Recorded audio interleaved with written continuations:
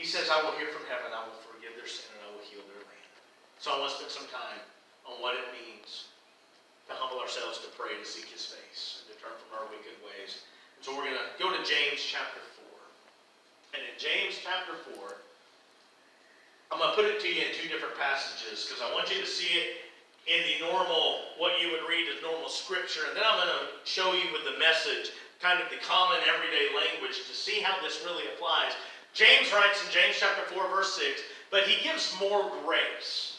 Therefore, God says, God resists the proud, but gives grace to the humble. So God, who has told us a moment ago that when I shut up heaven, can also give grace.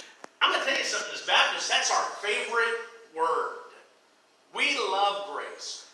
Excuse me, we love grace to the point that we have abused that word, grace. We love grace so much because every time that we do something wrong, we can say, but grace, but grace.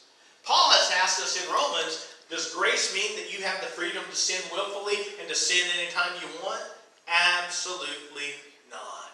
God forbid that we would do that. But I'm going to tell you something, I've been guilty of it. I will dare say you have probably been guilty of it. We have done things in the name of grace to get pleasure for ourselves. And God says that's not what grace is all about. Grace is salvation.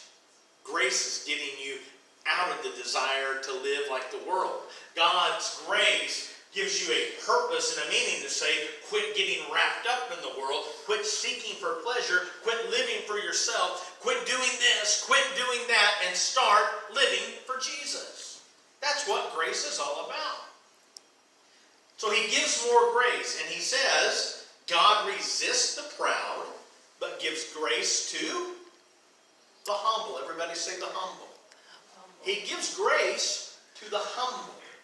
If you dare say, well, I can do whatever I want to do because grace, I'm going to say that's not the humble attitude, and therefore, he probably hasn't given grace because what does his word say? He gives grace to the humble.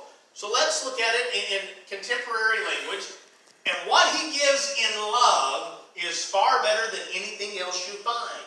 It's common knowledge that God goes against the willful